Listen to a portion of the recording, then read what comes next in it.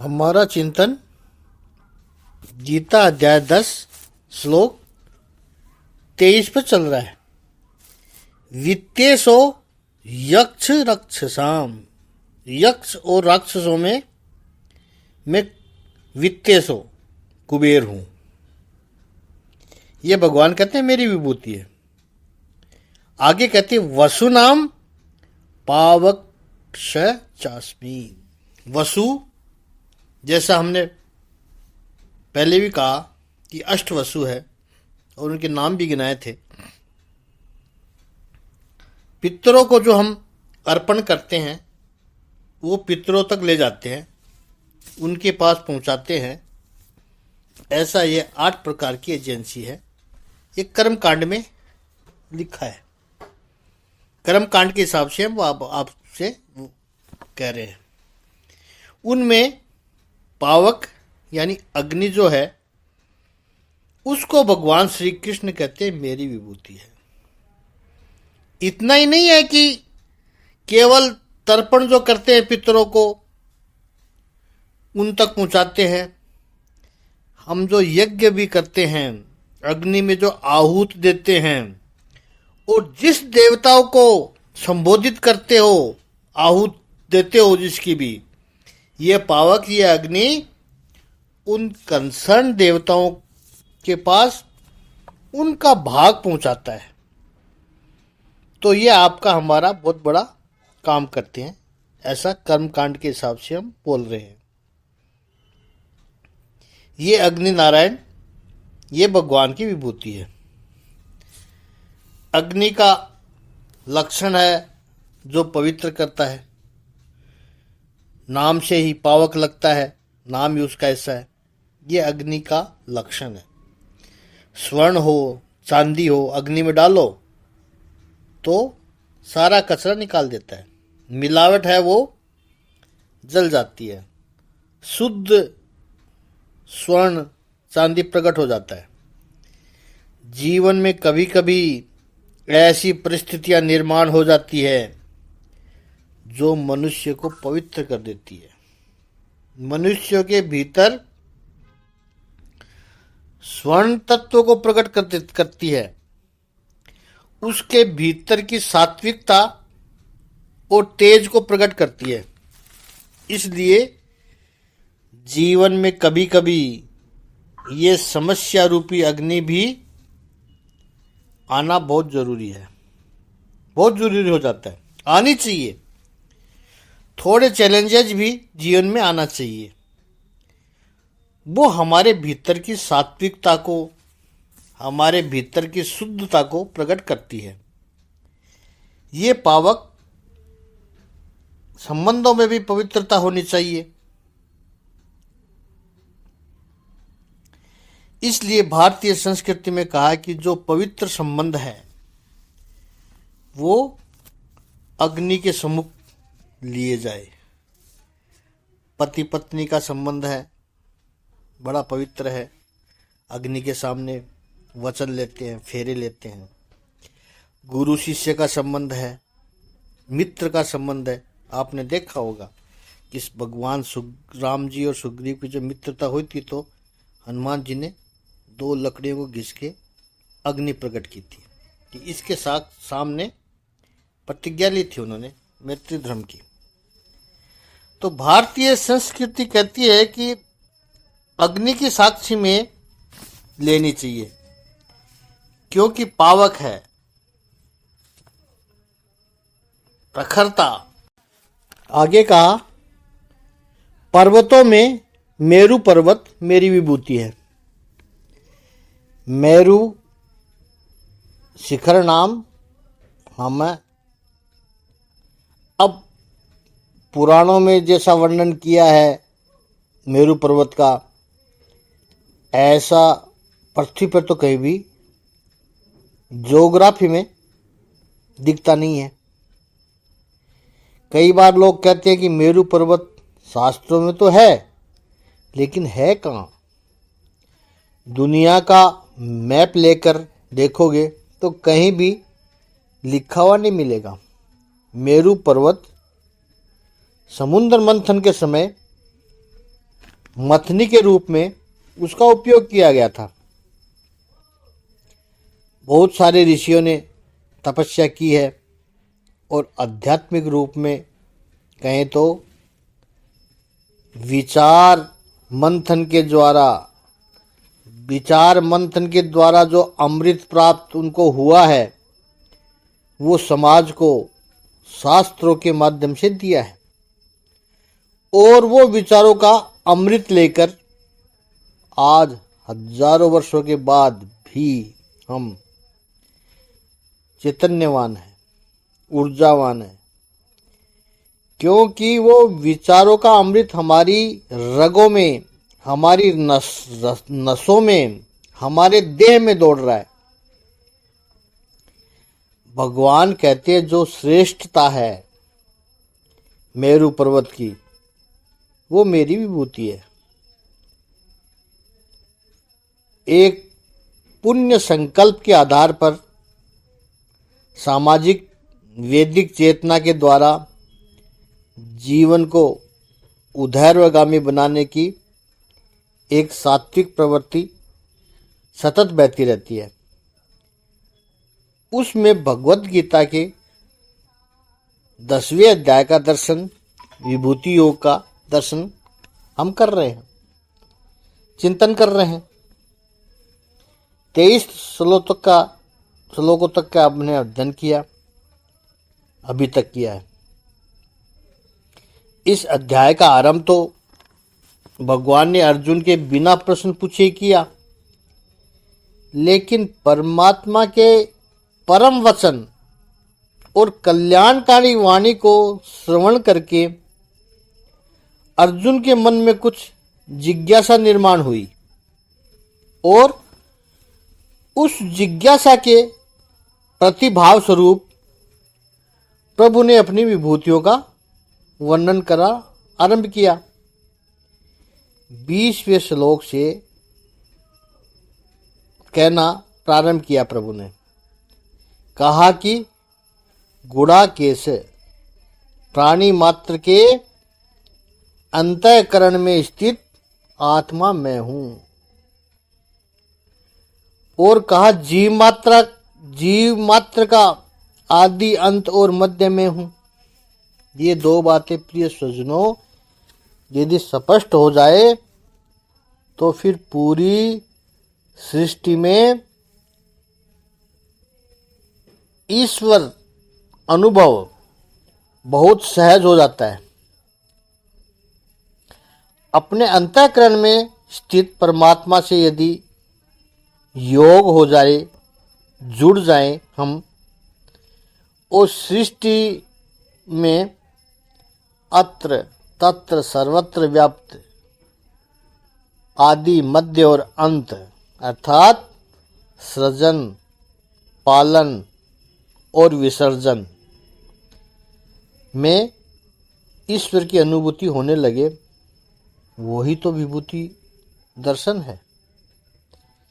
ये यदि न हो पाए, न हो सके, तो फिर अलग स्थान पर परमात्मा विशेष रूप से उपस्थित है।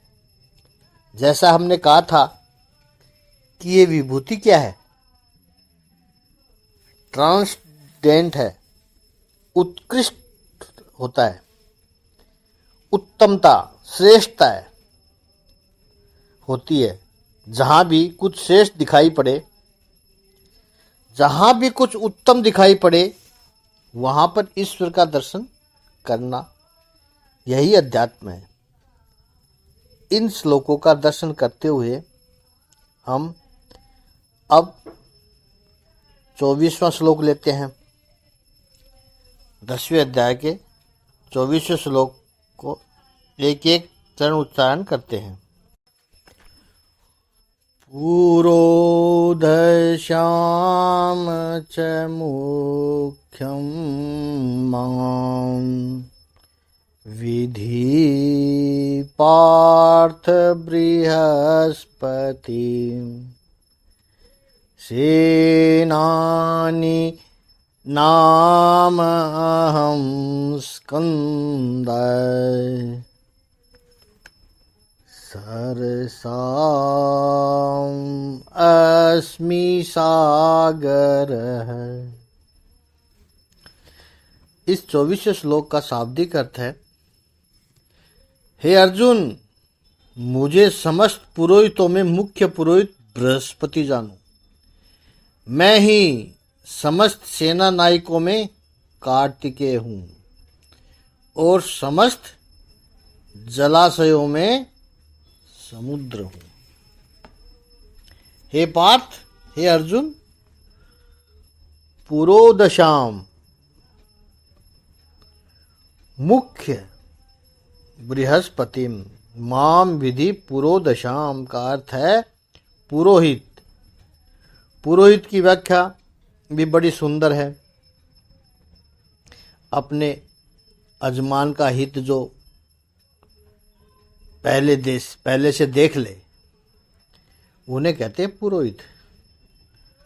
पुरोहित ये केवल पूजा कराने वाला ब्राह्मण नहीं होता है। पुरोहित का स्थान बहुत आदरपूर्ण होता है, गुरु का स्थान होता है, और जिसकी श्रद्धा उस पर है, यजमान कहेंगे। पुरोहित और यजमान, यजमान का अर्थ है जो पूजा करना चाहता है, जो यज्ञ करना चाहता है। यजमान जैसे होता है बुद्धिमान, यजन करना जो चाहता है वो यजमान। नहीं तो आजकल की जो मेंटलिटी है वो तो यही कहेगा यजमान क्लाइंट या चेला, ये नहीं है। यजमान का अर्थ है जो यजन करना चाहता है, जो ईश्वर से जुड़ना चाहता है और ईश्वर से जुड़ने की अभिलाषा लेकर के यजमान पुरोहित के पास आया। तो पुरोहित क्या करता है? पुराहितम पश्यति, जो आया है उसका कल्याण कैसे होना है उसको वो पहले से बता देगा। ऐसे पुरोहितों में मैं देवों के जो गुरु है मुख्य, वो बृहस्पति है। भगवान श्री कृष्ण कहते हैं ये मेरी विभूति है। दूसरा कहा सेनानी नाम अहम स्कंद है। सेनानियों में मैं स्कंद, स्कंद यानी कार्तिकेय।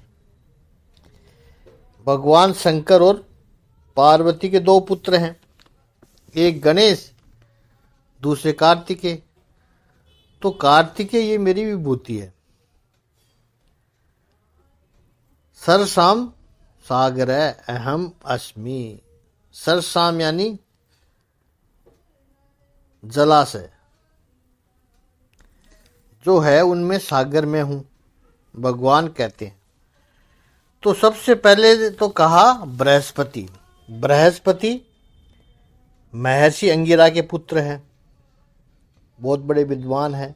ये स्वयं भगवान विष्णु जब वामन अवतार लेकर के पधारे, तब उन्होंने वेद, श्रुति, आगम इत्यादि का ज्ञान बृहस्पति जी के पास से लिया है, क्योंकि अदिति के पुत्र है, देव है, और देवों के गुरु है बृहस्पति। इंद्र आदि देवता भी बृहस्पति की राय लेकर के ही, उनकी सलाह लेकर के ही, उनका जो अभिप्राय है वो ही लेकर के अपना वर्तन करते हैं। और पुराणों में आप देखिए, इतिहास देखिए, भुवः भुवः देवों के गुरु देखो, देवों के पुरोहित बृहस्पति की जब अवगणना हुई, अमानता हुई, देवों ने जब उनकी राय नहीं मानी कभी, तभी देव पराजित हुए हैं। बृहस्पति वाचस्पति भी है, वाणी के भी देव है। प्रिय सज्जनों, वाणी का भी अधिपति होना बहुत बड़ी बात है। स्वामी होना चाहिए वाणी का, संयत होना चाहिए। बहुत कठिन बात है। आप देखो, व्यक्ति थोड़ा सा भी रिलैक्स हो जाए कि तुरंत उसका प्रभाव उसकी वाणी पर आने लगता है। उसकी वाणी शीतल होने लगती है, स्थिर होने लगती है। आप व्यवहार में भी देखना, जब आप औपचारिक होते हैं, फॉर्मल होते हैं, तब आप अपशब्द वाणी का प्रयोग ध्यान से सोच समझ कर करते हैं, क्योंकि नया नया परिचय है। कैसे बोलना है, आदर से बात करोगे, समझ से बात करोगे। फिर थोड़ी सी आत्मीयता हो जाए, इंटीमेसी कुछ हो जाए, कुछ पहचान बढ़ जाए, तो कहेंगे हम तो पहचान वाले निकले। फिर देखो वाणी कैसे बोलते हैं। कुछ लोग तो वाणी में अपशब्द भी बोलने लग जाते हैं। हम तो पहचान वाले हो गए। अरे पहचान वाले हो गए तो क्या अपशब्द बोलना है, गालियां बकनी है? फिर तू ताता पर आ जाते हैं। तो वाणी स्थिर होने लगती है तो जब तक औपचारिक संबंध है तब वाणी का व्यक्ति ध्यान रखता है, अदरवाइज टेकन फॉर ग्रांटेड हो जाता है। युवक और युवती दोनों शुरुआत में एक दूसरे से मिले तो कितना ध्यान रखते हैं, एक दूसरे से बातें करते हैं, और विवाह के 10 साल के बाद उसको हम कहना नहीं चाहते लोगों के घावों पर नमक क्यों छिड़के हम। वाणी स्थिर पड़ जाती है। इस पर आगे चिंतन कल करेंगे। आज इतना ही। ओम श्री सच्चिदानंद भगवान की जय। ओम श्री आनंद कंद भगवान की जय।